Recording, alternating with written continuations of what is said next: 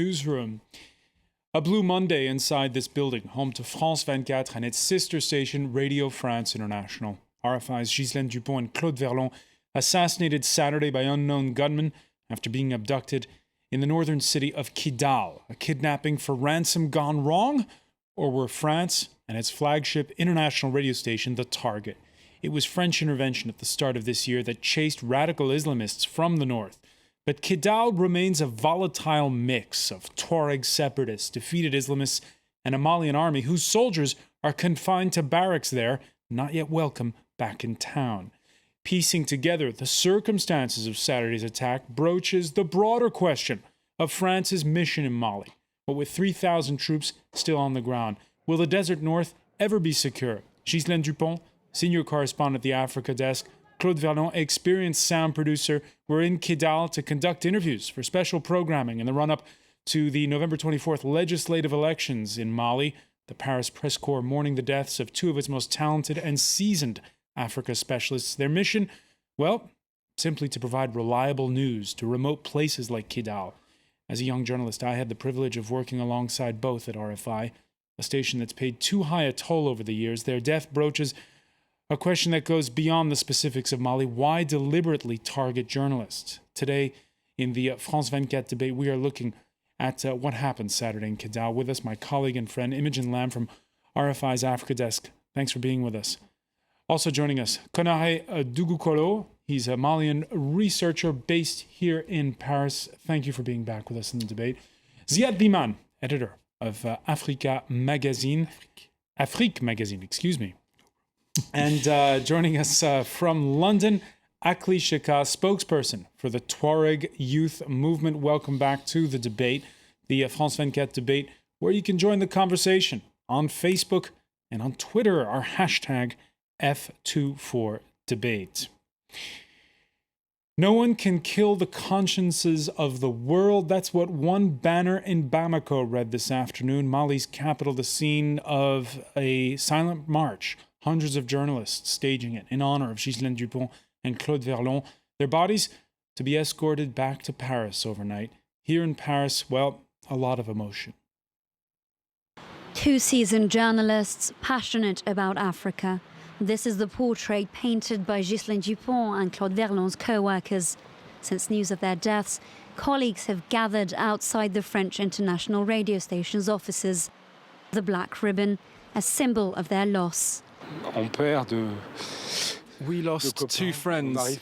We just can't understand, accept that next week or next fortnight their chairs will still be empty. Ghislaine sits behind me in the newsroom. For me, it can't be real that they're gone. I just can't take it in. The two reporters were used to working in conflict zones. Everyone stressed their professionalism. Ghislaine Dupont was a real connoisseur of Africa. It was her passion. She was a persevering journalist of strong convictions. Claude loved being outdoors, and he loved the technical challenge of getting studio quality in very difficult circumstances. He was forever busy, taking care of something, always a perfectionist. RFI, France 24's sister station, has cancelled the Mali programme they were working on, but it has reaffirmed its commitment to reporting the news. With a large following in Africa, RFI has been receiving messages of sympathy. Foreign Minister Laurent Fabius visited to express France's condolences. Those two reporters used to working in conflict zones. Imogene, that doesn't mean they were hotheads, not in the least. No, not at all. They were both extremely experienced. They'd been at RFI for a very long time. Claude has been working for RFI for 31 years. Ghislaine just a little bit less than that. She arrived at RFI in the 1980s. They've travelled widely for RFI all over the world. They knew Africa extremely well. They knew how to cope in difficult situations. They've both handled difficult situations in the past. They've been to areas that have been a security risk. They know how to keep calm. They know how to cope. And they know how to stay professional at all times. Hard to understand what happened, and especially since, well, they'd been there before. They were in Kidal in the run-up to the presidential election. They were in Kidal this summer, yes, working together as a team. And they wanted to go back to prepare for this special series of programs that RFI was preparing for this Thursday.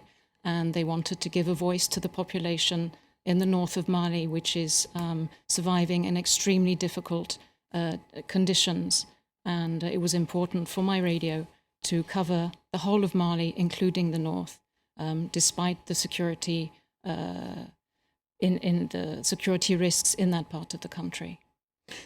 Has anything changed since the summer, Zyad, LIMAM, or is it just that, well, Kidal is a volatile place? We knew that Kidal was a volatile place. What has changed is the political situation has got even murkier.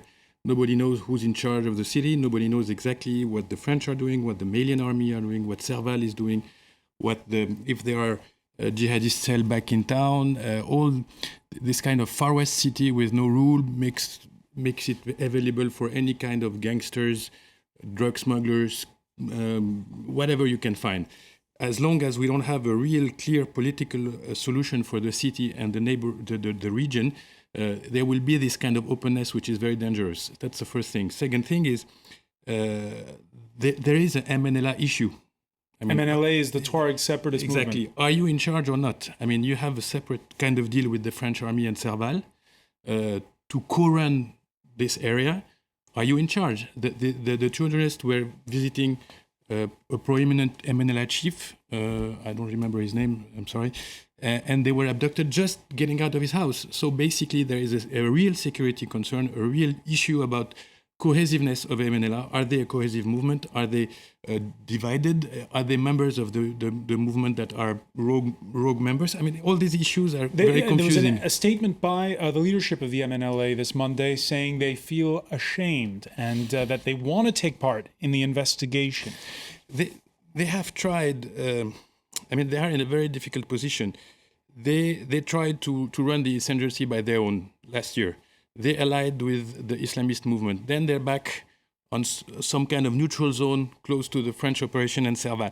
They will have to choose where they stand. They will have to choose whether they are on the side of the Malian government, whether they will go into negotiation, or whether they're outside this process. As long as they're in this middle ground, it's very difficult to know who's doing what. Do you agree, Akli, that the Tuareg separatists, the MNLA, well, they're basically sitting the fence and they have to pick a side?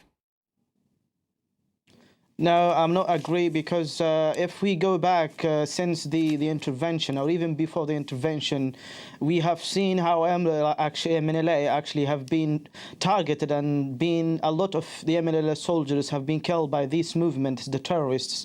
The fighting actually started between the MNLA and the other militias, which everybody actually now is asking where all these the militias and the groups which ruled the whole area, where they have gone. They haven't even launched a single bullet towards the French or the international soldiers. But as well as the same time, the civilians, the nomads who are actually looking after their animals in the Sahara, they are actually the victims as well. Every day, there is a reports of people who the youngsters who refuse to join these groups or the ones who want to flee.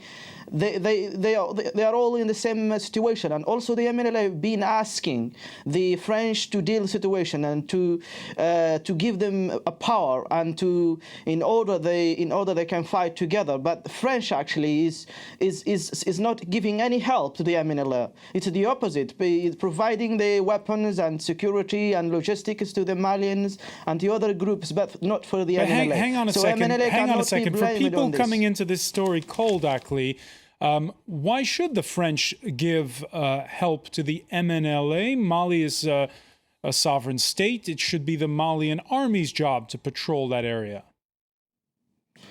Well, the MNLA, French actually has a big responsibility of the situation of the Tuareg, not only in north of Mali, in Azawad. It's even in Algeria and in Libya and in Niger and everywhere. We are all actually affected by the French. They are the ones who divided our lands and sliced it into different countries, and we find ourselves like lively, or the ghost is moving around the Sahara without any rights. Each of these countries are treating us badly and in discrimination. And what happened in north of Mali, the Azawad, since 1963, the Tuareg actually asking the government to deal a deal and to deal a dialogue between the government peacefully. And even if we look back to in 2010, when the MNLA established it in Bamako, and they've sent a message to the Malian government to deal and to talk about the situation peacefully. But what happened is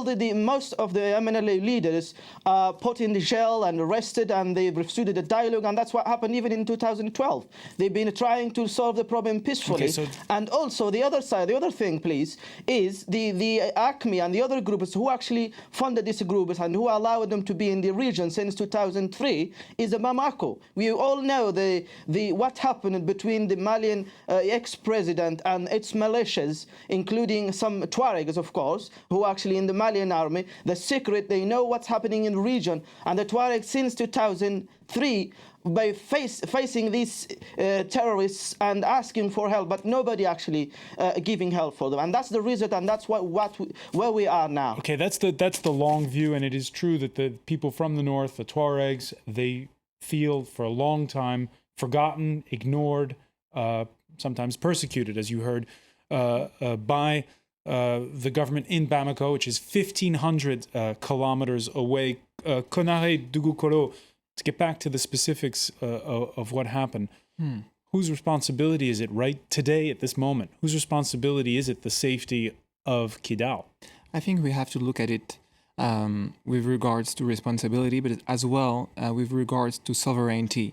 Now, Mali is supposed to be the sovereign state ruling over Kidal, and agreements have been signed in Ouagadougou in June. They might not have been perfect, but those agreements actually required from the MNLA to be confined and to be disarmed as well, and that hasn't happened. So now we have a sort of emptiness in the region of Kidal. I don't know if the MNLA is the most legitimate or not, but right now they're not in control. They're not the ones being able to protect civilians at all. And at the same time, the Malian army has yet to be seen.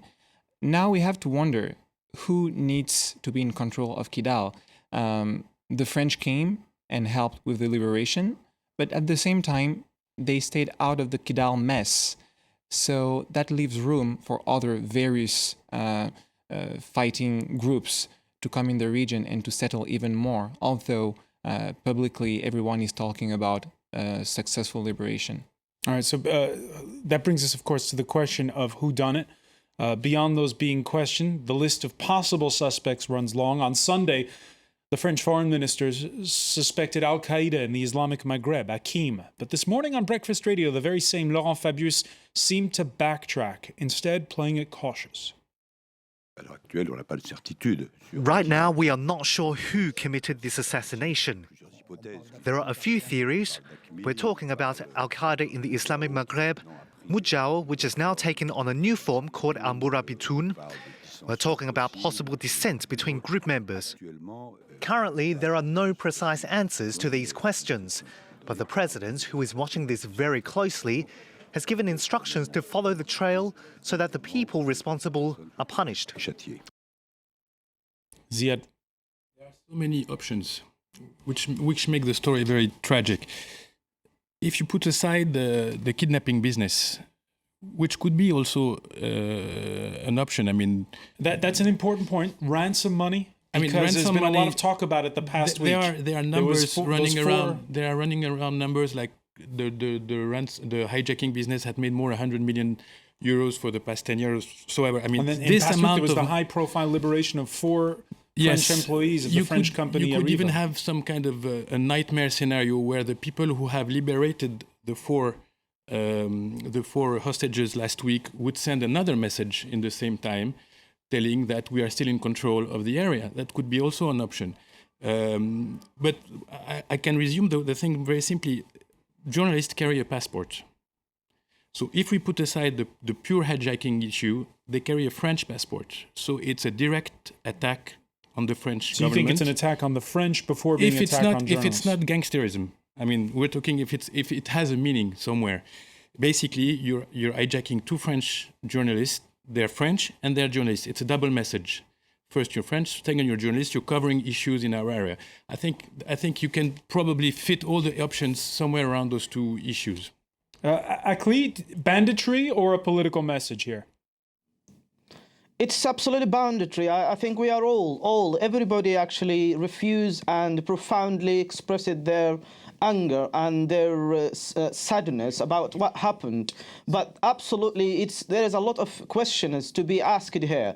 And why two French nationalists in the vital area where the security is fragile and everybody knows the area is not secure, even for the Tuareg people themselves, let alone the French nationalists. Why they left without any security and roaming around freely without any security? Why is that? And even the children who actually saw what happened, and some people who asked, who went straight away to the Malian barracks and the French and told them about what happened, they haven't reacted in any way at that moment. And the other question is why the Kidal, everybody knows it's really a surrounded area by mountains. It's really hard for anybody to go in without the permit or the allowance of the Malian militias and the French. So how can these terrorists actually go into the town and do their business and flee in less than an hour? These people found without being arrested. It's very, very questionable. People actually in Kidal and everybody actually is get confused about the whole situation, and everybody is blaming, as I don't know if you remember. Because perhaps nobody's in control, as we said at the outset, because perhaps nobody's in control of the town. On the issue of the, I want to, because you bring up a lot of points here. Let me just bring in Imogene Lam here. On the issue of the journalists going in without a security detail, there's oftentimes myths about journalists who go off on assignment. Yes, but my radio only sends very experienced journalists on such an assignment. They knew exactly what they were doing, where they were going, and they took every precaution properly, every precaution that they could. I'd like to go back to what was said earlier about banditry. We know very little at this stage about what happened exactly, so we can't rule out any hypothesis, but it does look like it was a well-planned operation. I mean, there are French troops, Malian troops, UN troops in Kidal. If somebody is to go to the center of the town and kidnap two French journalists as they leave the home of somebody they've just interviewed, it would look like it was prepared in advance. It would look like they knew how to get out of the town, how to bypass the checkpoints and get out of the town. All right, we're going to pick up on that point when we come back. Stay with us. You're watching the France 24 debate.